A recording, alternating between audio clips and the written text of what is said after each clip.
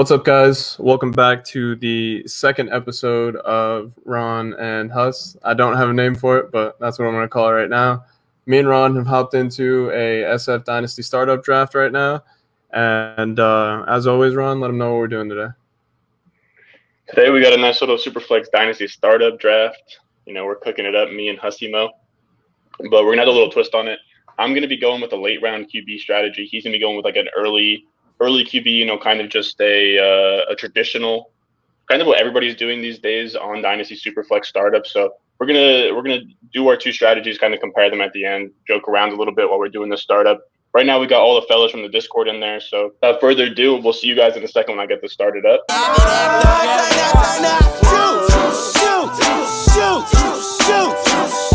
I got the juice. I got the juice. All right, you're on the clock. I'm making my pick. I've been thinking about it. Yeah, Josh Allen just went. So I've been eyeing down Kyler. Who are you thinking about? I mean, I got Kyler, Lamar. Probably not Russ. In terms of QBs, Kyler, Lamar. Oh, Jalen Hurts is up here. Jalen Hurts. You could go Jalen Hurts. That wouldn't be the highest he's ever gone in one of these startup drafts. I think I'm gonna have to go Kyler. I think that's probably Kyler Murray's my QB too. I think that he's a really safe guy to take there. I mean, dude's a stud. After Josh, he's always gonna have the rushing upside. Yeah, you're saying that you probably take Josh Allen at QB too. 100%. My QB two before the whole thing was what's his name, Deshaun Watson. So I know my QB two is now in flux. Right. Hold on, I'm getting a water bottle. Word. But you like Josh Allen it too? Yeah, I like Josh Allen. I don't have like much to go on it. I just think that right now he's built a better resume so far, and he's just kind of a stud. He's just a stud. Like I'd just rather Josh Allen at the second overall quarterback going off. You know, the thing is, a lot of what the viewers have to understand is a lot of Hussimo's way of Dynasty is just kind of feeling things out. As much as I'm kind of more of an analytics guy, you know, I like the numbers to tell me the story. Ooh. Or Hussimo. Time ran up on Anthony 34. On Anthony? Anthony's the boy. We want to. For those of you guys that don't know, Anthony's in the Discord. I'm not sure how you let that happen. Thankfully, I have Saquon Barkley here, so that's gonna make this pretty damn easy at the 108. For me, I have Mahomes, Barkley, McCaffrey, and JT in a tier 1 of their own. So I mean, you give me Saquon Barkley anytime past the 104, and I'll take that all day long. Does JT normally go at the 101? No, okay. that's okay. not. That is not common. Yeah, I saw JT that. at the 101. You're that's a little bit too rich for my blood per se. I mean, I fucking love it. I have him in Dynasty. Yeah. Wait. Well, is Anthony good? I hope so. Damn, I missed the draft. LOL is what he said. Okay, I guess he's back now. Seems like he's good. Thankfully, he had to take one for the team there because I think that he probably takes Saquon Barkley there, and then I'm 100%. stuck holding the bag. I'll also say I really like this Dak Prescott pick that Chuck B made. Dak Prescott is not my QB2, but he's close, man. If he didn't have that injury, he probably would be my QB2. What he was doing last year with the Cowboys offense, like they were humming. They were like the top scoring offense through those first 5 weeks before he got hurt. He has all the weapons in the world. Yeah, Dex. I was just checking his age. He's 27, so he definitely has 27. Yeah, a lot of years. That's not bad at all. Mm-hmm. How do you see that? Just click on the player name. All right, you're on laptop, right? Oh, a little show player card. Okay. Okay, I'm guessing it. It's pretty weird to see Lamar Jackson go this far, though. I will say Lamar Jackson at the 112.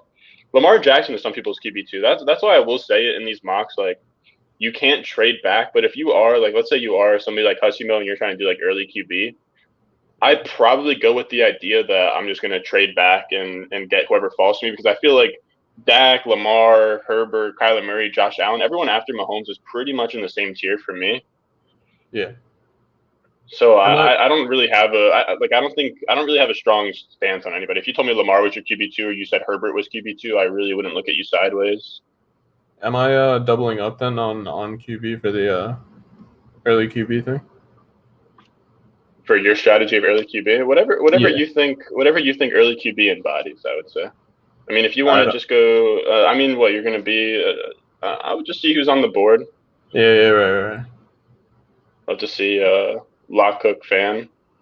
Not sure, or we got some Jets. I'm not sure what that would stand for. Loku, like a local K fan. I don't know.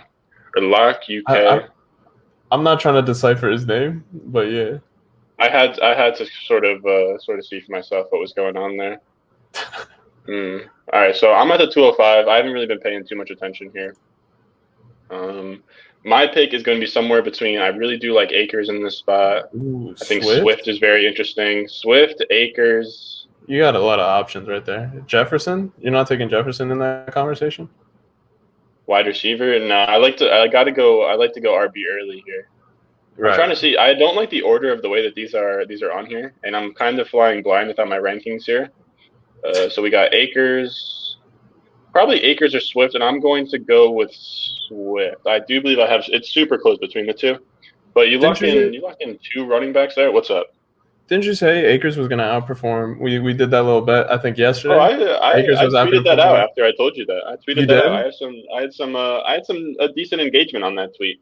That was kind of wild. That's just 2021. That's not a dynasty, but yeah, 2021. I do believe that Cam Akers outscores Jonathan Taylor in 2021. I do believe that'll happen.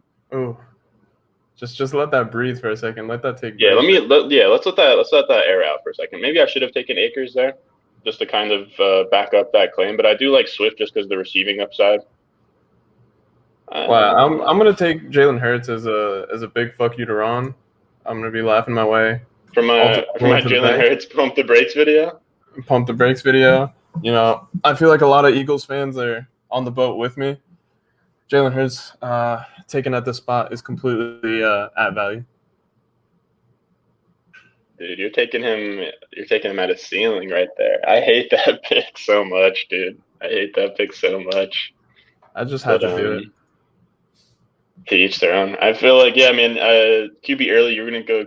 I mean, I think that is probably the scenario in which that you take a Jalen Hurts in the second round is like, you want to go QB early, you want to lock in those QBs. Because what people don't realize is like when you're running in Superflex leagues, like, and you have two stud quarterbacks, it's like the same idea of having like two stud running backs, which is what I'm doing here. So like, as much as it is something to scoff at, like it is a huge advantage if you can get Jalen Hurts type production in that Superflex spot. Especially if Jalen Hurts goes off the way that people think that he will, or the way that you think he will. I mean, I was gonna say about that. I've been talking to you for the past like 2 days about Jalen Hurts, just because. I mean, I think we both do. You believe in him as a player? I just want to make that clear. Yeah. I think that he can be a long-term starter. I'm just not certain enough about it to be drafting him in the second round of a startup. Is kind of just the premise of it. I think that he can be a great quarterback. Like I was gonna say before you said that, or after you said that, like if we're doing this again next year. And he's being taken around this Herbert, Dak Prescott, Lamar range at the back end of the first, it wouldn't shock me at all. You know what I mean? All we need to see is one season from him. He comes out here and he handles business and goes out there and just rushes all over the place. Is like a top 5 QB. Like he's now a top 5 dynasty QB with no problem just because of the rushing upside. Damn, they took AJ Brown. I was waiting on AJ Brown, but I've made the Lamar comparisons. You've argued with me on those, but I 100% see kind of the same play style, and we got enough. I think even though it was a couple games, like I think we got enough to see that this guy can be something serious in the NFL. I don't mind that take. Who are you thinking about on the clock here? I'm thinking Akers. They took Brown from me. If Akers is there in the third, yeah, I'm taking Akers because I know if I don't take him. You're definitely taking them, so at that point, just take them away from you. Yeah, okay. Also, I just want to make everybody know, or it seems people in the chat don't know that I'm Crazy Ambassador. I'm gonna tell them real quick. I'm Crazy Ambassador. They don't know quite yet why the Crazy Ambassador name is there, but just know, fellas. We'll reveal that in one of these next videos. You guys will know why we have the name Crazy Ambassador on there. Shit, I don't have my players up. All right, so Just know now that I can kind of do whatever I want here. Oh yeah, you're on the clock. I kind of like the idea of Fields here. I do. Fields is very interesting to me at this spot. So Akers gone. Is Gibson gone? Yes. You Is take Fields over Dobbins gone? Hold on. Is Dobbins? Yep, Dobbins is gone. Yeah, I'll take Fields over Tua. Okay. CeeDee Lamb is gone. Oh boy. All right, I'm gonna go Fields here. I do like Fields. Yeah, dude. I Fields over Tua by a lot. So what? Why? Why so much? Fields, because dude, people don't understand this, but Fields would be my 101 in last year's class over all of those quarterbacks. He'd be my 101 in like 9 out of 10 draft classes. He is an insane prospect. Like the difference between him and Trevor Lawrence as prospects isn't that insane. And then you add in Justin Fields' rushing upside. And then you even want to sprinkle a little cherry on top that maybe he goes to the 49ers on like one of the most efficient offenses in the league with Kittle, Ayuk, Deebo Samuel, a running game. He could walk into the league and be a top 12 quarterback right away, just off of like his rushing upside. Like he runs in the same way that Hurts does. Yeah, 100%. I was also gonna mention like you've done videos on Fields and stuff like that, but I don't. Have we ever really mentioned Tua even that much? Like definitely because the draft's coming up, we got Fields on our minds right now. But I mean, Tua might slip down under ADP just because. No, Tua's a guy I like for sure. Tua's a guy I like. I think that there's a lot of just like uncertainty. Like the whole draft cycle has just been uncertainty around Tua just because of the you had the Dolphins. I mean, now they traded up to the 6th overall pick. They traded back from 3, so that's kind of a positive sign. Like, they're not definitely going to take a quarterback. Right. But I'm like, it's not out of the question at 6. You know what I mean? I still think that's the uncertainty, but I think that in your case of like trying to like defend Tua a little bit here, I think you can kind of just spin that into saying they're going to use that on Jamar Chase, and you might as well just hop on Tua. You get him Jamar Chase, Will Fuller, and you start getting him some weapons. That's really what you need. Have NFL franchises really like? I feel like Tua hasn't gotten his full fair shot, kind of thing. Like, no, 100%. 100% he has or hasn't? No, I think I've talked about it. I want to say I've talked about it in a video before, but like I'm just not like I think he only started like 10 games. I think he was like 6-4. The thing is, like, you can't. I'm just not a fan of what they did with Fitzpatrick. Like, it's just off. Like, I would hate to have to play on such like a short leash. You know what I mean? Like, I would never want like the organization to breathe down my neck. Like, it's not even fun playing like video games and you got like one of the boys breathe down your neck, like try to score a goal in FIFA. Like, could you imagine going out there trying to play an NFL quarterback and your coach, like the minute you make a mistake, you're getting pulled off for Ryan Fitzpatrick to go out there and save the day? Like, it's just a bad environment. That's all I would really sum it up as. So he hasn't gotten his fair shot. And no, I think that they're going to give him that this year. Damn. Okay, they're going to give him that this year. And I think that they'll let him play. I think that they'll actually just let him do his thing. I think the stars are aligning for Tua more than Jalen Hurts, honestly. Stars are aligning for Tua more than Jalen Hurts. Dude, I think like something that's huge to me, man, is that Tua replaced Jalen Hurts as like a freshman in college. Like that's a big like star to have on your resume. And like, that's a big deal. I think the Dolphins franchise is backing Tua more than the Eagles franchise is backing Jalen right now. That's a decently fair claim. That's a decently fair claim. So I don't know. I wanted to also mention that Thomas pickup that you did there. You want to explain that a little bit? Yeah, dude, Michael Thomas is somebody I'm way higher on consensus. He's if I look at it right now, 1, 2, 3, 4, 5, 6, 7. He's my wide receiver. He's my wide receiver 7.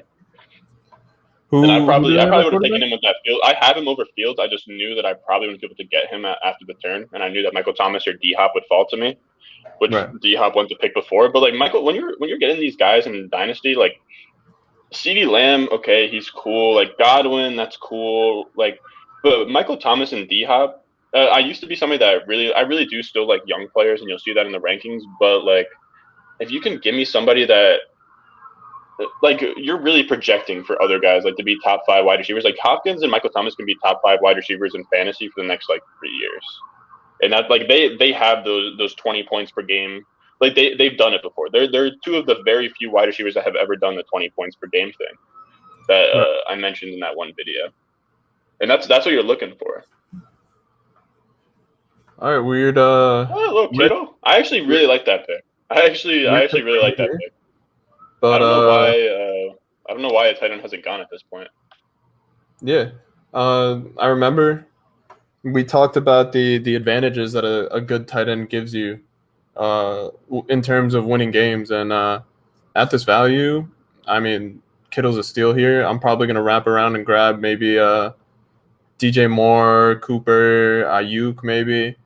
So I also love that you went Kittle over Kelsey. Oh, 100%.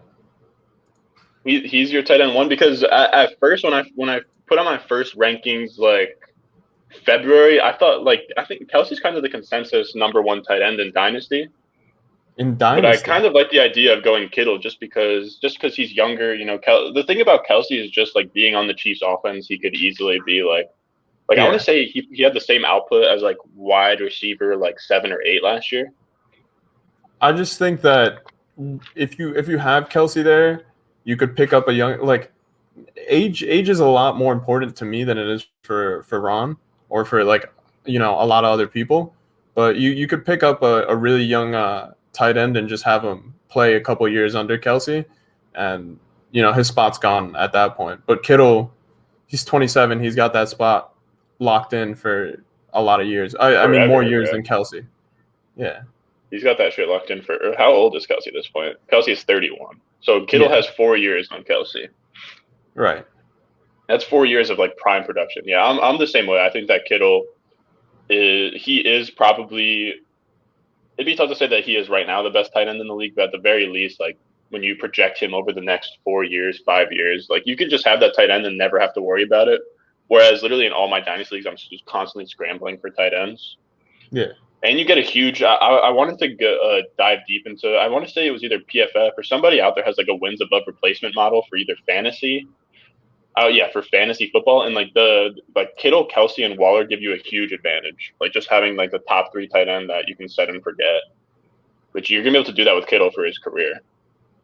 I think. Now, what are you looking at here? Oh, another running back. We're sleeping on the wide receivers. Yeah, we're sleeping on wide receiver. We're gonna take him late. Oh shit! I forgot that the rookie running. I guarantee Anthony goes ETN here.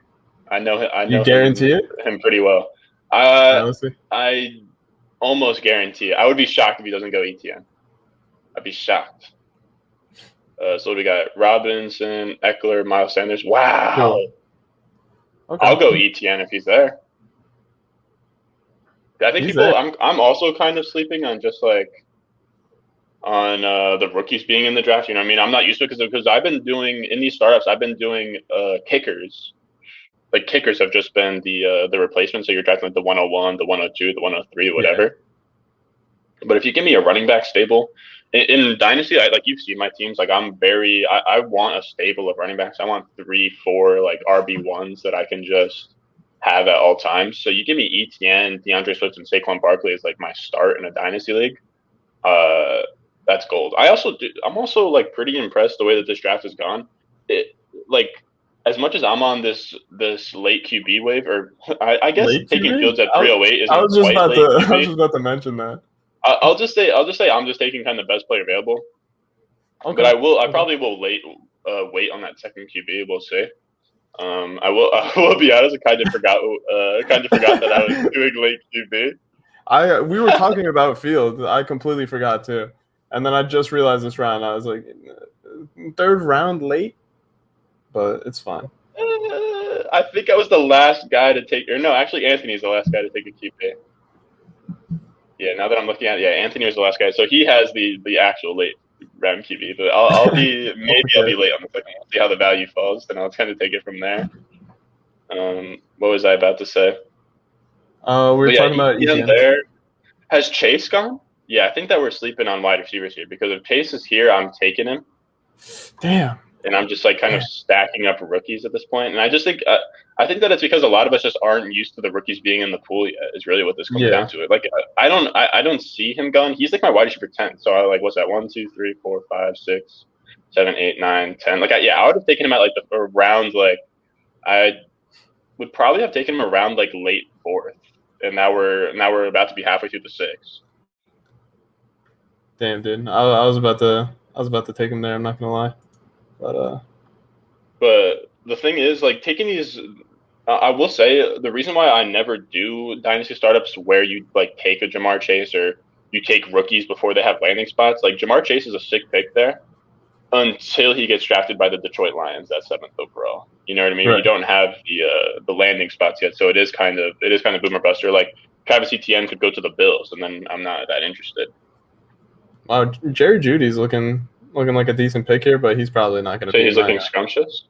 He's looking fucking scrumptious right now. I was gonna talk about Joe Mixon because I'm always iffy. I'm always iffy. You're very iffy with Mixon. I don't but like at the 505. Yeah, at the 505. Yeah, at that point you cannot lose. Like you took him. The next running backs after him were Chris Carson. Like if you're not going to count Travis Etienne, because I think nobody really knew that he was on the board. But Chris Carson, Kareem Hunt, and Myles Gaskin is like the next tier of running backs. Like you just got the last running back before it fell off a cliff. Yeah. Like I'd be happy with that.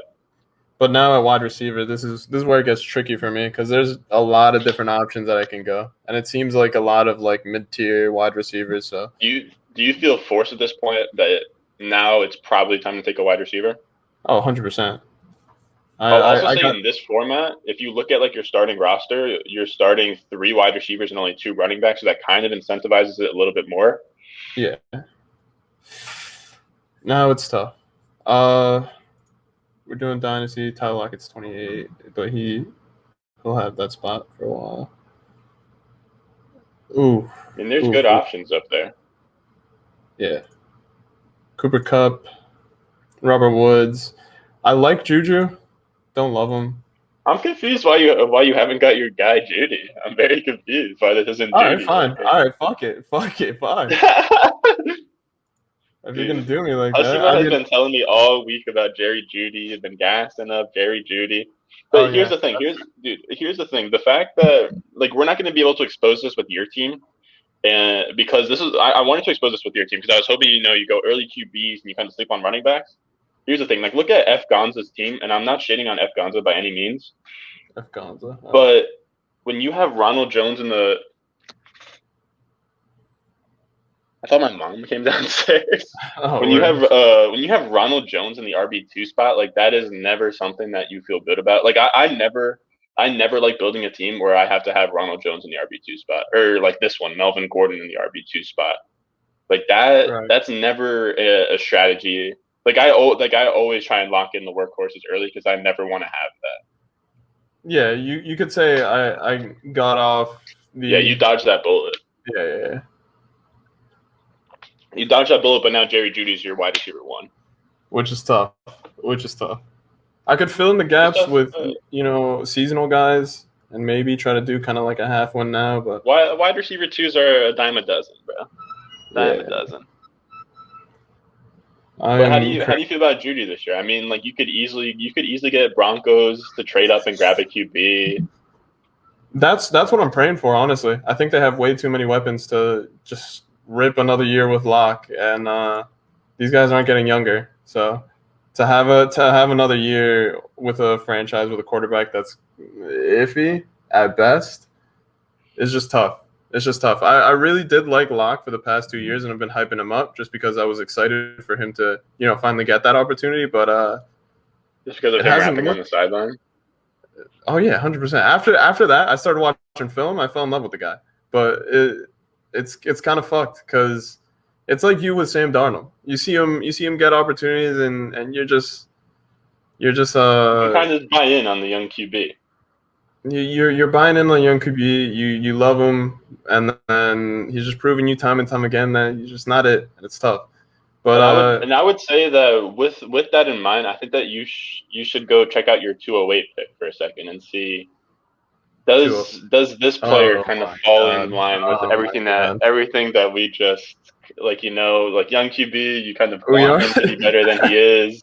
You're double dipping at this point. We already made the video. You said enough about the guy. You don't have to go back to the 208. Wow, I'm shocked. Scotty K went Mac Jones over Trey Lance there. Now that I'm like Trey Lance. I think it's landing spot. It's gonna be landing spot. The thing about the reason why I feel so strong about the Trey Lance in that spot is because of his rushing upside. Like he ran for like Cam Newton type numbers at North Dakota State. Oh, but now you're on the clock. Wide receiver still very pressing need here. We got the Steelers wide receivers just all over this. Steelers wide receivers. I feel queasy about them. The Rams wide receivers. It's just like a matter of just like it's like I don't know. It's very tough. It's iffy once you don't have that alpha wide receiver. Yeah, there's a couple alphas up there though. I mean, I think Woods and Kupp are both alphas. Claypool's an alpha. Julio. I'm not known for my late round draft. Definitely not the best. The picks could start to get spotty. We're gonna talk about this one. Oh, not Deontay Johnson. Deontay Johnson right there. Defend your boy. Mixon with Jerry Jeudy, and it's not looking like a great receiving room. But I've seen a lot. Again, as Ron said, I love watching the film. I love watching like videos on players and just breakdowns. And I like going into the fan bases and like the fan YouTube channels. And there's this one Steelers channel. Get your boots on the ground. Yeah. I apologize that I don't remember the name, but there's a Steelers channel and also a comment on our video. And the idea was that Deontay Johnson is the wide receiver one in that receiving room. And I haven't done much research on it. I haven't jumped on it. But if there's whispers... He did lead the team in targets. I believe he led the team in targets. At the very least, he led the team in target share. Right. We mentioned that in at least one video. I remember that. Well, I was on Deontay Johnson. He was in the My Guys video. I love Deontay Johnson in seasonal, but in Dynasty, I don't love him. But yeah, he got a lot of targets in that offense. So... No, I know it's kind of a pick your poison type thing. Are you on the clock right now? Oh, you just picked. Yes, sir. All right, Trey Lance. It's a pick your poison kind of thing. But Claypool, Juju, and Deontay Johnson. Who are you taking in Dynasty at that point? For me, man, I think I have them. All next to each other in the ranks. But I think I'd probably go Claypool just because he showed the most as a rookie and he has the most size. Like, if you're going to come into the league as an alpha and you're going to go crazy like that, in his first year last year, on a team with a lot of competition with Juju out there with Deontay Johnson, he balled out. He had 8 touchdowns. Like, he's one of those guys he gets overlooked. Like he was maybe 2 touchdowns away or 200 yards away from being bundled into that same tier, or just Juju Smith-Schuster going to another team away from being in that same tier as Ayuk and T. Higgins, it's not that far off to think. Juju's in Pittsburgh for another year, right? His contract. Yeah, just a 1-year deal. So I mean, that's not anything too bad. But because that happened, Deontay, Juju, and Claypool all get a huge bump in the rankings down, just because it's just so much ambiguity. You don't know what's going on with Big Ben. I just hate the situation. Right. And the defense is good, so they might not have to run they might not have to throw as much as they usually do. It seems like they want to get back to the run game very soon as well. I mean, who do they have now that Connor's gone to the Cardinals? Literally nobody. They have Benny Snell. Where's my boy Kenyon Drake? Is he there? No, Kenyon Drake went to Las Vegas. No. What's his name? Kalen Ballage.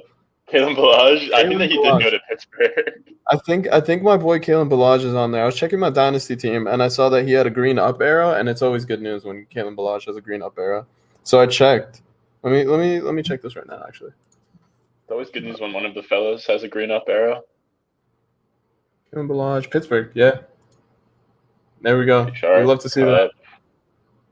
I'm gonna go Cooper Kupp here. I love Cooper Kupp at the 805. Give me Cooper Kupp at the 805 all day. I will say, dude, not to roast this guy too bad. Like I don't know if this guy's a subscriber. I don't know who he is, dude. Michael Pittman over Chase Claypool, Cooper Kupp, Laviska Shenault, Deebo Samuel, Odell Beckham. I can't do it. I don't think I would touch Michael Pittman inside the top 10 rounds in Dynasty. I'm just not into it. Is that the guy that said he would check out the channel? Yep. He's checking out the channel after the draft. I don't know if he's going to be happy with that, but I hope that I don't have any Michael Pittman slander going on in the channel, but I mean that's what I think he scored. I think that he literally scored 0 touchdowns last year, and I don't know how you could take him over Claypool. That a little bit wild to me. And give him a pass. I appreciate you popping in. Okay. Look, are we going back to the wide receiver here? No. Actually, okay. I'm starting 3. I kind of have to pick another one up. Yeah, I don't mind the idea. I mean, you got 2 running backs. You got literally everything pretty much set. Like, I don't mind the idea of just kind of building a stable at wide receiver. It's not like there's a crazy amount of running back value on the board right now. What do we got? Debo's looking. If you want to take a swing on, like, I don't think in my rankings, I don't think I have. I mean, like, I do have rookie wide receivers now. There is also like you went Devo? Okay. I went Devo. I was gonna say that like I want to say Bateman and all those guys are probably still, or no, Waddle went. Bateman's up there. You can just go to rookies only. That's yeah. Oh yeah, Bateman's up there. Rondale Moore is up there. Terrace Marshall. Devonta Smith was up there. Oh, Devonta Smith just went. Yeah.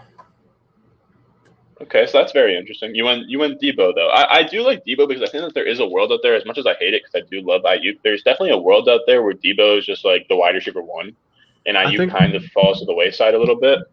You said it before. I think they could be a huge 1-2 combo over there in San Francisco. You said it before. Like, he was in the conversations with AJ Brown and the big dogs when he was producing. That's just got injured. Forget. That's what people forget. He like Deebo Samuel. What 365 days ago? What was last year? Deebo Samuel's second season or his third season? I can't remember. I want to say his second season. He is 25, so yeah. He was in the same draft class as Metcalf, so yeah, I'm gonna say that was his second season. But yeah, 365 days ago in startups, he was like he was also in that like Ayuk, T. Higgins, Cortland Sutton, DJ Moore kind of range like just a year ago. So I love the value there regardless, just to see. Because he had a huge rookie year. He looked dope. He was like that thick boy, like physical receiver. Yeah. So, I mean, he has upside. He has legit alpha upside too. He fell off a cliff after he got injured, and I don't mind just chalking it up as an injury. The boy was hurt last year, like, cause he had like a Liz Frank injury, like before week 1, I think. Like in the preseason, and whenever somebody suffers a lower body injury in the preseason, I'm gonna say this a million times, especially when we get to redraft. If you suffer a lower body injury in the preseason, I'm out. I don't even want to deal with it because it never ends up going well. Did Bateman? Oh no. All right, I'm picking up Bateman here, 100%. Dang, not the Terrace Marshall pick. I wanted him. Oh damn, that's my boy right there. Anthony knows, man. Anthony snipes me all the time. Let me see here. I'll go Rondale Moore here if he's available. Was Stafford gone at this point? Yeah, you got Moore there. Stafford off the board. Yeah, Stafford's way gone. Yeah. Quarterback's looking ugly. The thing is, in terms of like late QB, like, as much as I kind of went semi, like, we'll call it like middle round QB. We're gonna say that I pivoted to middle round QB because of value. But like you'll never catch me like drafting 3 quarterbacks before the 10th round. Like, you'll never catch me doing that. As much as I know it's super flex to know that you want to stack up quarterbacks, but I'm also just like super confident in my ability that if I am in a pinch or someone gets hurt, like I will get that third quarterback later, but I'm cool with waiting for a Cam Newton, a Jameis Winston. Oh wow, Odell Beckham was still there. Wow, that's I would have taken Odell. I would have taken Odell Beckham over any of the rookies. But yeah, at this point, I'm taking Rondale Moore. Okay. The short king himself. What do we think about James Conner? What are you about to say? James Conner in a dynasty setting. Dynasty setting, it's kind of tough, but yeah. Where do I have him? Seasonal. Yeah, I'm pretty. I have James Conner a slot below David Johnson. If that tells you how I feel about James Conner. I don't even know where you have David Johnson because you said that Jesus Quintana, who just made that trade. The boy in our league. Yeah, he traded for David Johnson, and I didn't know like where you had him, what your take was on that trade. Dude, I'm actually such an idiot. I've been going off the rankings on Google Drive, and I've been like crossing players off, but I just realized that this is like those are like the official rankings that I think someone else is doing the document. So yeah, but I just rewinded the actions or whatever. Nice. Hit them with the undo a bunch of times, but I think I want to say that somebody, whether that's like Anthony or somebody out there that's on the Patreon that uses the rankings, that's completely my bad for just Xing out players like that. But you live and you learn. But what were you saying? Odell Beckham went, Rondale Moore went. I'm just ready to see. I'm ready to see these landing spots for these wide receivers, dude. I was gonna say it last night. Like we were on a Discord call, just joking around about the draft, whatever. Like it's what, April 18th right now. Yeah. Dude, it's April 18th, and I'm ready for week 1 tomorrow, bro. I don't know how. I've never honestly studied enough of the rookies to be excited enough to see where they go, but I think this year I am. This year I know. The landing spots will be huge, dude. Landing spots will be huge. Like if Rondale Moore goes to the Chiefs, dude, forget about it. I think that Taylor and CEH were the only people I was concerned about last year, but I think this year I just know too many names to not just watch the whole draft and be excited for everyone. Oh yeah, you haven't grabbed any 21 firsts in our league yet, right? No, dude, I'm searching for one right now. I just want like a top 3. Did you send that before we hopped on this stream? Hussima sent out a trade that was, I want to say it was AJ Brown for the 103 and T Higgins. Have you heard back on that yet or not? Both were. I sent that, and I sent DK for T Higgins in the 101 just to throw a little other offer in there, but he rejected both of them. Bag. No counters. Saw the trades, and I will probably decline. I don't want to dilute my depth. And I think I'll be happy with Chase at the 1. Wow, so he wants to go Jamar Chase. Yeah, he wants to go Jamar Chase. He's going to go Jamar Chase at the 101? Wow. He said at the 1. Very interesting. He said he wanted to message me. I'm weak at RBs. Okay, all right. I don't want to start a Mike Davis or a David Johnson. I apologize now.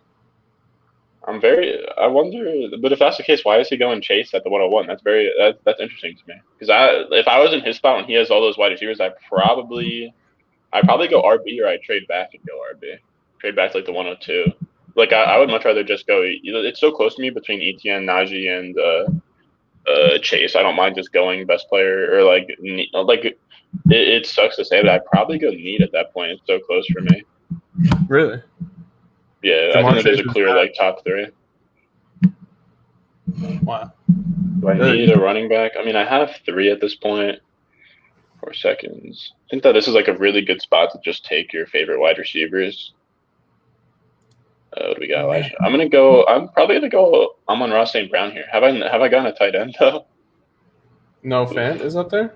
Oh my god! Oh, I'll take Noah Fant all day there. Big one. There we go. In that spot. Easily. That's an easy grab.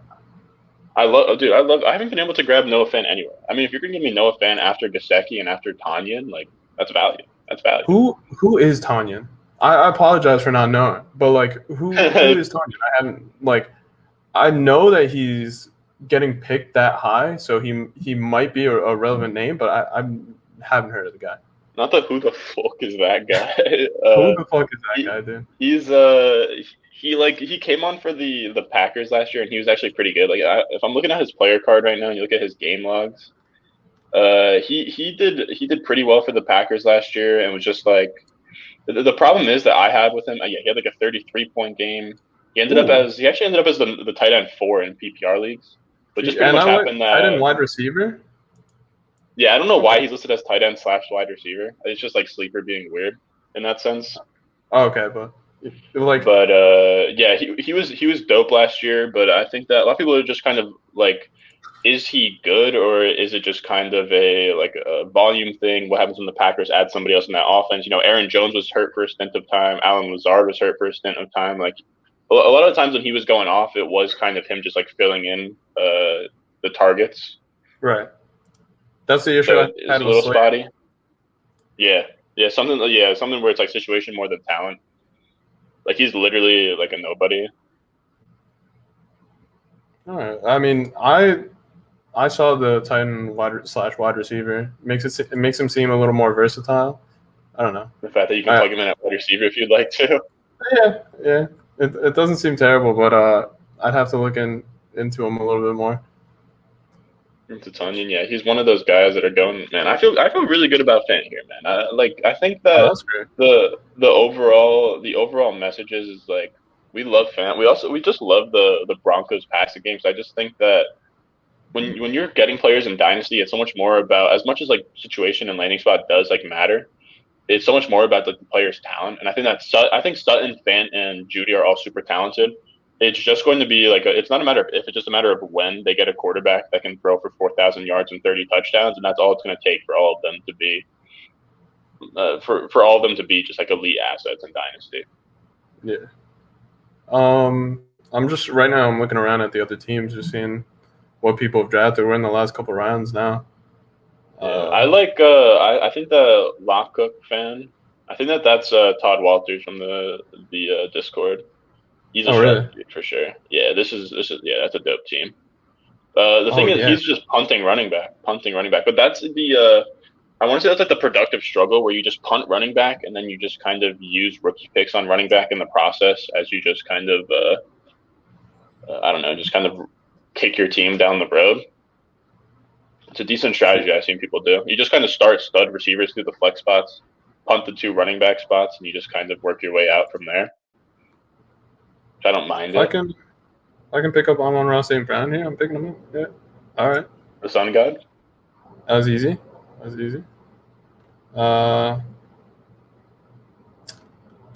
Yeah, I don't know. Amon-Ra St. Brown, he's interesting right now because I think that if he was to just get, like if Amon-Ra Brown got first-round draft capital, he'd probably be a top 5 wide receiver for me right after Rondale Moore, to be honest with you. Right after Rondale. He's one of the only of the top 10 like wide receivers ADP for that one video that we did. He's that last alpha wide receiver. It's him, Terrace Marshall, and Jamar Chase. So Amon-Ra St. Brown, his only question mark, to be honest, is draft capital, and the fact that he kind of struggled his like he broke out as a freshman, and then like sophomore and junior seasons he didn't go as crazy as like it wasn't like a linear progression. You know what I mean? It was like, okay, he went crazy and then like kind of peaked at that point. So it's like a weird it's a weird thing to diagnose, I guess. Looking at my team right now, don't love it, but it started off hella strong. Then right when we hit the wide receivers, it's a little tough. I'm looking right now. Man, I don't know. Okay, 34 seconds. Man, I'm definitely looking. Robbie Anderson. Is Robbie Anderson up there? Like, is it Jarvis Landry up there? I think Robbie Anderson got taken. No, sure. Robbie Anderson did go. Man, so 18th. Or 18 seconds left. Cam Newton available? I'll take Cam Newton as my third QB. So now I have a very good stable of quarterbacks. I think I'm going to be much higher on Cam Newton than consensus, but Cam Newton, because of the rushing upside, like every year that a team like is willing to just let him be the starter, he's going to challenge for top 5 quarterback numbers just based off rushing. Like last year he was sick and he like also sucked at the same time. Like QB 16 is what he was last year, and that's like his floor. And if you don't, like he had a number 2 finish, number 1, 3, 4th, I'm an idiot. That is not his game logs. That is just his career finishes. Nice. But yeah, I mean he went crazy, like 25 then 35 in his first 2 weeks. Am I on the clock yet? No. He's insane. I do need another flex spot though. Am I missing anything right now? No, I'm good. Ooh, I'm on Ra in the flex and Rashad in the flex. That's tough. And James Conner. Sir. That's tough. Devontae Parker. Now I'm looking for a last wide receiver to put in here. Yeah, I'm Seth also Williams is somebody that I like. I think I'll actually go. Antonio Brown is somebody that I'm definitely interested in here. Antonio Brown, Damian Harris. Is Damian Harris still there? No, he just went. And I do kind of like the idea of going Antonio Brown. Is Marquise Brown gone? AJ Dillon, Damian Harris. Yeah, I'm gonna go Antonio Brown here. I know it is kind of early in the 12th round, but Antonio Brown's a guy I'm really high on. I have him as like wide receiver. I want to say like wide receiver 40 in Dynasty. And I don't like once you're in the double-digit rounds, I really don't mind swinging for upside in Dynasty leagues. I'm probably going to pick up Todd Gurley here. 26. Todd Gurley being 26 kind of gives me a little bit of hope. It's never a pick I feel like comfortable making, but, why not? So Todd Gurley, so you wrap your team up on? All right, bet. Yep. All right, so to wrap this thing up, we're going to focus in on our teams. I guess we'll just kind of explain like how we would kind of round out our teams from here and what the strategy would be, and then we'll just send her off into the sunset. Word. But I mean, all right. We'll take a look at your team and just kind of I guess walk us through this the early QB strategy, how you would attack it, rounds 12 to 25, how you would fill out that roster. Yeah. So in my team, I got Kyler and Jalen. I probably wouldn't go Jalen here. Kind of just had to do it. But if you're drafting in the 105 to 107 range, it's kind of weird right there. Or 105 to 112 if you're going early QB. Normally, if I am going early QB, I'd probably want to be from the 101 to 104 and just pick up one of those, goated QBs that you can just start for a lifetime. But I picked up Kyler here. I didn't feel too bad about it. I have him in the same range. I would say that I think that for the quarterbacks after Mahomes, there's such a tier break that if you go early QB, I think I'd rather be at the back end, because I think that at the 208, by the time you come back around on the 208, it gets tough at the 208 to go double QB when there isn't like that. Because I think that if you go Mahomes, Allen, Murray, Herbert, Prescott, Lamar Jackson, T-Law, I would probably end that tier at Russell Wilson, I would say. But right. if you can stack up, or I would put Lawrence in there too. Lawrence, Wilson, Allen, Lamar Jackson, Herbert, Prescott, and Kyler Murray. I think the idea isn't if you're going to do like a early round QB kind of thing. I think that you'd want to double up on one of those. You know what I mean? So to go early QB, you come back at the 208. Now there's like a clear tier break, and you're passing up guys like Justin Jefferson, AJ Brown, Metcalf, and I think that that's what a lot of people are doing too. Because not to just ramble on forever, but to go back on that Jalen Hurts thing and just like his ADP and like DLF being at like the 212 to 211, I think that is just people like, they're scared. They want to lock in two stud quarterbacks, and you're passing up so much value on guys like Justin Jefferson, Tyreek Hill, DK Metcalf, AJ Brown. You even get guys like J.K. Dobbins at this point. So it is more just reaching for positional value than it is taking best player available, which is like never something I would do. And it's obviously not something that you would always do. Like you were just kind of forced into this. I did kind of just hit you up and say, hey man, you are going to do the early QB strategy and just figure it out, bud. But yeah, that's why I initially picked the 111. I forgot we were going to randomize it, but I was thinking to myself as well, is just like either I want to, if I'm not getting Patty, I might as well be as late as possible on the early QB strategy. Like local UK fan or whatever, going Lamar Jackson and Trevor Lawrence, like that is the ideal start for an early QB thing. Or if Antonio 420 picked up a second QB, Jesus Light too, Herbert and Russell Wilson, like that's the last point where that makes a lot of sense. I'll also say though, if you were to switch Jalen Hurts into Cam Akers, let's say you take Cam Akers to the 208 and you come back around and you somehow got Hurts at the 305, I'm probably much less mad at a Jalen Hurts pick at the 305. Like now AJ Brown's gone, Metcalf is gone, Tyreek Hill's gone, Jefferson's gone. You really feel like you need to lock in that next QB. Like I would prefer Fields. I would prefer Tua. I would prefer Trey Lance and Zach Wilson. But I could see somebody else not. You know what I mean? So I can live with that. Yeah, but I think through those first 5 rounds, you got crazy value. Yeah, after that, I did something that I don't think I've ever done in a draft, which is take Kittle at the 408. I explained that as we were going through it, but that QB, man, I've seen time and time again, like teams where if you just have a Kittle in that spot, it just makes your life easy. It makes your life comfortable. You don't have to worry about that tight end spot, and you got consistent points coming in every week. And a lot of times that consistency is what wins you games on a week-to-week basis. So having that tight end is definitely great, and if you're going to get it at that value, 100% taking that. And then Mixon was just a steal there. Now, if we look at the back half of this draft, yeah, the first 5 is much prettier than the 6 to 12. But that's just the nature of some things.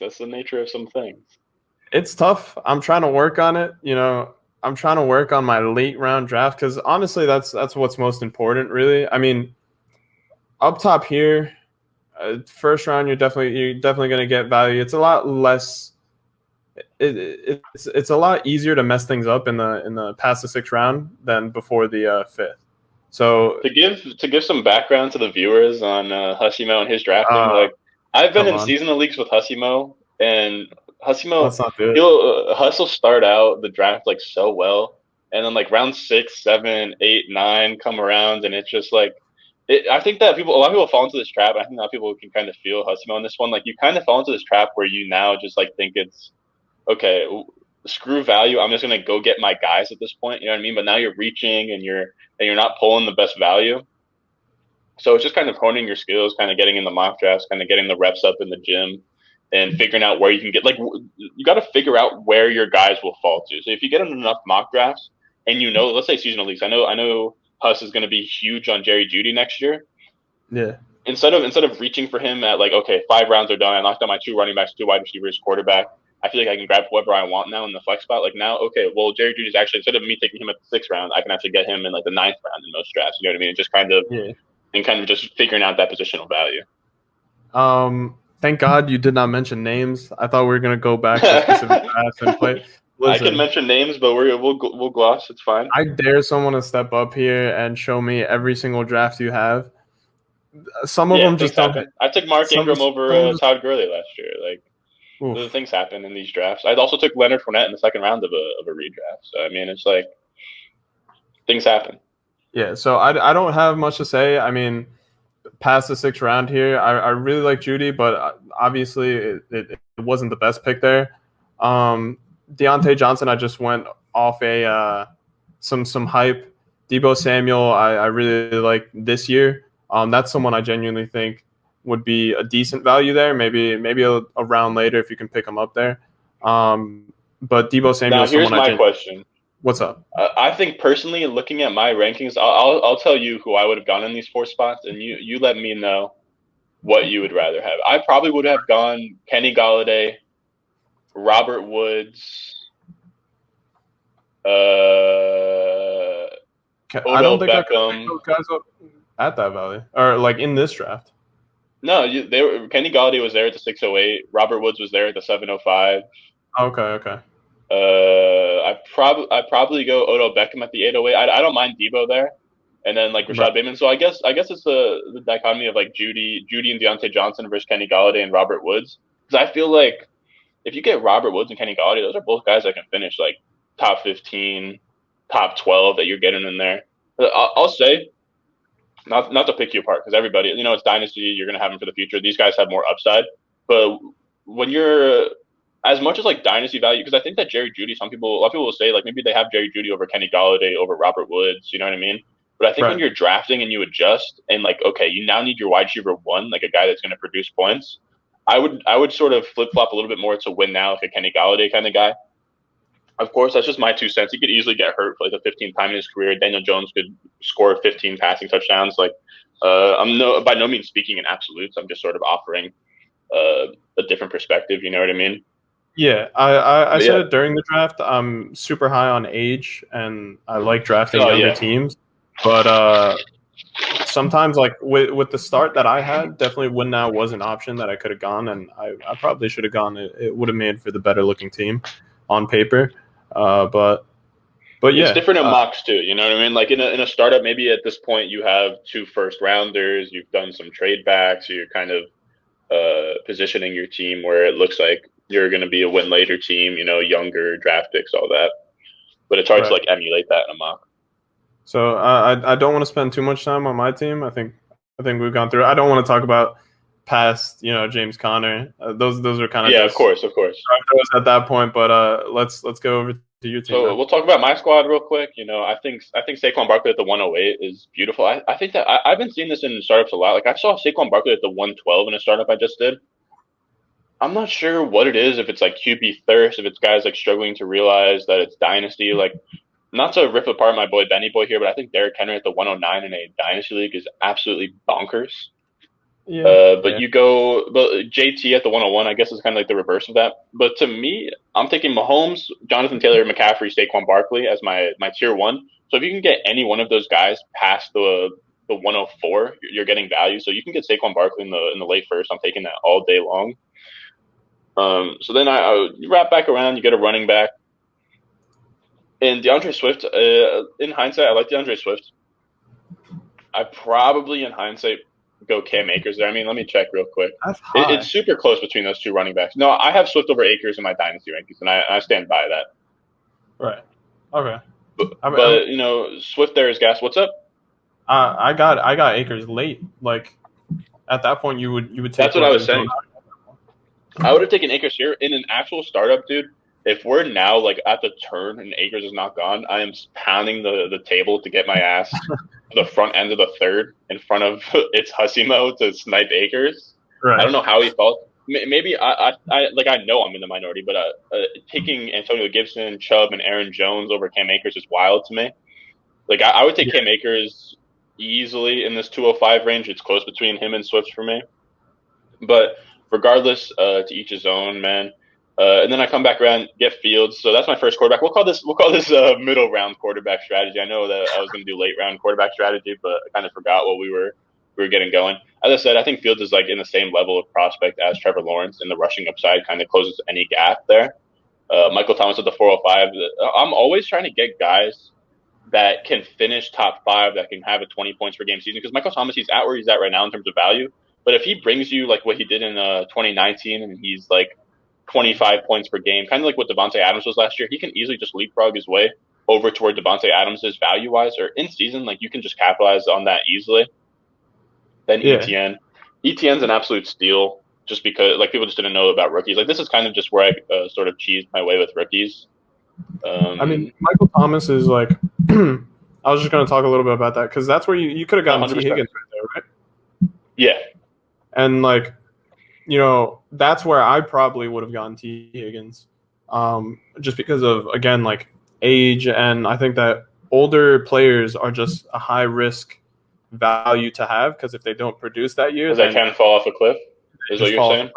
And if they don't produce that year, then they're kind of done. Whereas T, you kind of have a couple years, his value can rise, his value can fall, but it's a lot more time that you have with the player versus Michael Thomas, where let's say he doesn't produce this year, then what, you have a dead asset at that point, in my perspective. So I would have gone T there. Have a dead asset at that point. Yeah.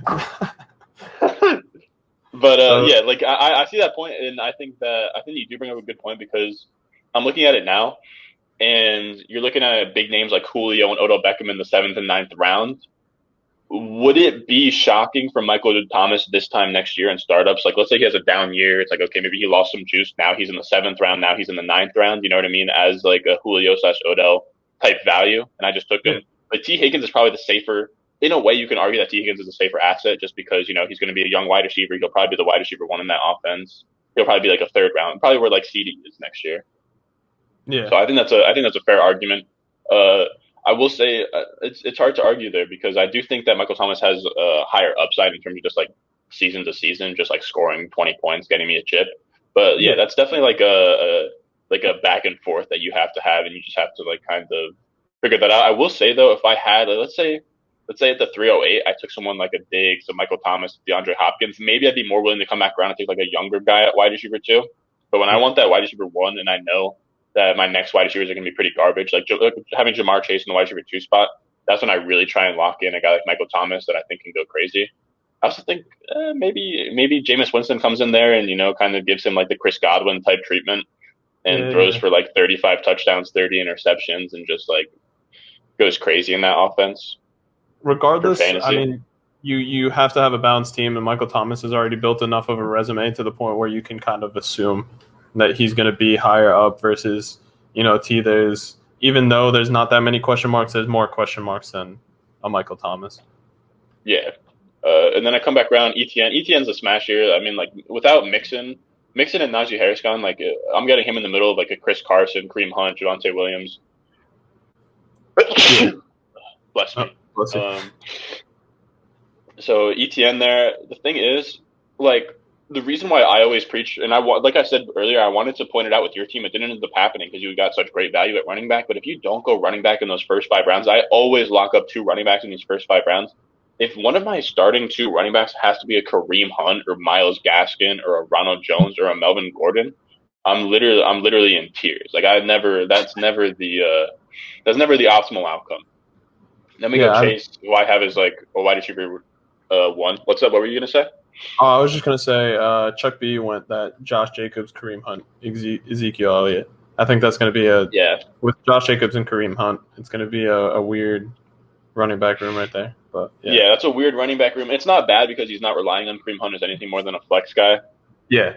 But like I still, even at this spot, like we're gonna take like for him, I guess he didn't do it for need, but like some guys, okay, they feel like, okay, I'm like pressed here. I need to go running back. And then you end up not only making Kareem Hunt your RB2, but you're passing up on DJ Moore, Brandon Ayuk, like these are young, like up and coming wide receivers that could easily be drafted where like AJ Brown and Metcalf are next year.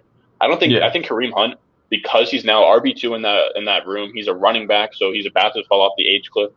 Kareem Hunt doesn't have upside to be a top 3 round asset in a dynasty league, so you're really cutting off your upside because positional like scarcity at that point. Yeah. Which is like never something that you want to do. I was just gonna keep it moving with the Jamar Chase breakdown. Yeah, so we got Jamar Chase. I have Jamar Chase ahead of Ayuk. I have Jamar Chase ahead of DJ Moore. I have him ahead of Chris Godwin. So getting him here at like the 605, crazy value. You're probably not gonna be able to get him in startup drafts. I would say that it's a lot of just like people not really remembering that rookies are in these drafts, which is crazy because the rookie hype is wild, and you will see rookies go way too early in redraft leagues. So then that happens. I come back around, get Trey Lance. Mac Jones goes ahead of Trey Lance, and I think that's wild. We were talking about that. The thing about Trey Lance, man, he is, dude, if you're excited about Jalen Hurts, in the 3rd round, get even more excited about Trey Lance in the 7th round because he is literally Jalen Hurts, but he's better. He's built the same way as Jalen Hurts. He's a much better thrower. He's a better thrower. He's kind of like if you took Jalen Hurts and Josh Allen and merged them together so that you have like Jalen Hurts like not throwing too many interceptions. You have like that big body style running back. Like Trey Lance is that boy. I think that he had like I want to say like 1,000 rushing yards, 10 rushing touchdowns. Like his only red flag is that he's an FCS guy, so he wasn't playing against crazy competition. But like that's where Carson Wentz came from. That's where Josh Allen came from. Like all that kind of stuff. I mean, those are huge comparisons to make for someone who's going so late. So why do you think he's going so late if he's a Josh Allen, like first, 2nd round quarterback comparison? I would say that it's the rookie thing. I think that rookies fell in this draft just because like they're tough to find. But like to me, I have him ahead of Baker. I have him ahead of Mac. I think that people will catch on once he gets drafted somewhere because I think that he will go like top 5, top 10. He could easily be like the next Broncos quarterback. He could easily be the next 49ers quarterback. But I don't think he's getting a lot of hype right now because he opted out of his last season, so like we just haven't seen him play. Like if Fields opted out of his last season or something like that, like because you haven't seen him play in a while, especially at quarterback from North Dakota State, you know what I mean? No one was watching those games regardless. Okay. But he's a guy, I have him as like a top 7 pick in rookie drafts. He's going to be crazy. You come back around, get Cooper Kupp. We just dropped a video on the buying Rams wide receivers. I think taking someone like Michael Pittman or even a Tyler Lockett over Cooper Kupp is absolutely blasphemous. He's like How old is he? Let me see. He's like 20. He's 27. Matthew Stafford's going to juice up that offense, and you get a stud wide receiver 2 with wide receiver 1 upside, as like wide receiver 3 price in a dynasty draft. Come back around. Rondale Moore, like I don't love that pick there, but like if I'm going to go Thomas, Jamar Chase, Cooper Kupp, and I can have Rondale Moore in like the flex, he's going to have some boom weeks this year. He's going to have manufactured touches. Maybe a lot of people are saying it just won't transition over to the NFL because of his size. Because of his size, I mean, I think at the very least they're going to it depends on what offense he goes to, But I think that anyone that's like sharp, like a Chiefs or a Niners, or they're going to manufacture him touches. Like he can take snaps out of the backfield, out of the slot. He can split out wide. Like he can do everything. Just a matter of like a team committing to it. It is a little bit of a risky pick, but like when you're talking about Rondale Moore versus like Cooks, Will Fuller, Robert Tonyan, I'll take him there all day just for upside. And I don't mind filling the flex with upside, just because like when you have this many starters, the only way you're going to win weeks is with boom weeks. So I don't mind taking guys like Rondale Moore. And we come back around. Noah Fant, like we both know, like that's just a smash at 105. That's just it's preposterous to let him get that far. Insane, like everything you look for in a tight end, first round draft capital, big, fast, strong, insane. He also outproduced T.J. Hawkinson, who is going at the 8th round slot as a sophomore at Iowa. Hawkinson overtook him in their 3rd year, but the difference between him and Hawkinson isn't wild at all. Come back around. The last 2 picks, like whatever, Newton and Antonio Brown. Newton gives me some quarterback depth, and then Antonio Brown's a guy that I'm really high on. Just as a guy you can put in your flex, and he could easily finish as a top 12 wide receiver this year. I was going to mention, we talked about, and not to shout out our videos again, but we talked about the difference between Fant and Gesicki, because people can say Gesicki's super, he looks like a tight end prospect that would be bulletproof, but there's definitely a big difference between those quarterbacks that look like they're round off right now. But I was going to talk about Jalen Rigger too. I know we've had a conversation about that. It was just interesting. You could have picked up Jalen Rigger there. He was still on the board by Rondale Moore. When we talk about Rondale Moore. Yeah, Rondale Moore. So I could have taken Rigger instead of Rondale Moore. Is what you're saying? Yeah, interesting guy. I just want to see what your take on him was. Jaylen Rigger, for me, for a lot of these wide receivers that like, for the rookie wide receivers, if you don't show me something in your rookie year, I have and I'm not even saying like you need to be Justin Jefferson. Like Judy showed enough. Chase Claypool, he showed enough. But when we're talking about Michael Pittman, Jalen Rigger, Denzel Mims, Henry Ruggs, these aren't guys I'm dying to have, especially over 1st round rookie picks. You know what I mean? Like Jalen Rigger, you're not able to get like the 112 in a rookie draft for him. And that's where Rondale Moore is going. So I'd rather Rondale Moore, and I'd rather just get a reroll. You get Rondale Moore, and you hope that something happens in his 1st year. And if not, you can just ship him. But when you can just get a reroll of a rookie wide receiver, you never know what's going to happen. You know what I mean? I'd rather get the reroll and hope that Rondale Moore ends up being Ayuk or T. Higgins from last year's class instead of Rigger, and hoping that he like turns it around. You know what I mean? I mean, we talked about this before. Haven't you said that Rigger's checked all the boxes? And hasn't coming out, he definitely checked all the boxes, and then he kind of just face planted. So he was my wide receiver 2 coming out, man, and I've pivoted on that pretty big. He's like my wide receiver. I'll look right now. He is my wide receiver 56 right now. I mean, you see, his season he's definitely gotten a low amount of targets, but I don't know. Definitely an interesting guy. I'm interested in him heavy just because I haven't looked at him in depth yet, and I don't know. I still haven't decided on whether I think he's face planted yet or if he just had an off year, 1st year. But yeah, it's if you want to know the difference between how I feel between him and Rondale Moore, I have Jalen Rigger at wide receiver 56, and I have Rondale Moore at wide receiver 31. Oh man. Yeah, it's a big gap. All right. But yeah, man. I guess I'll wrap this up, even though it is technically your show. That it is kind of Hussy Mo's show because he's doing this for his school project. I'm getting reps in so that I can have other guests on the channel, so I can have Hussy Mo on the channel in the future. But if you guys made it this far, man, I think that we've just been rambling for the past like 20 minutes at this point. The whole thing has just been us rambling. But if you enjoyed us talking Dynasty Fantasy Football, man, make sure you go down below, subscribe. leave a like. Make sure you join the Discord too, man, because we dropped the links in here. Not everybody that joined this draft is from the Discord, so if we could have like a just like true, and I appreciate everyone else that came, but I would love to have the Discord be as big enough to the point where we could just have whoever, you know what I mean, from the Discord in these drafts. I could just send the link in, everyone could come in. But yeah, we're gonna be doing subscriber leagues in there, all that. You have any closing words, Huss? Not much. Just thanks for joining me on the Dynasty Startup mock, and thanks for doing a second episode. We got one more to do now, and yeah. Yes, sir. It's going to be our. We're thinking about topics right now. Let us know in the comments of what you guys want us to talk. What you want us to talk about. But we're thinking probably that one is due for him next Wednesday. So it's like the day before the NFL draft is when it's due. So maybe we'll do like an NFL draft special. We'll talk about rookies. We'll talk about landing spots. We'll talk about what I think the Jets are going to do. I don't know, just ideas for now. But as always, you can find me at @RonStore_ on Twitter, and I'll see you guys in the next one. Thirsty, trying to choose. I mean, I know I'm critical. My nitty bag, my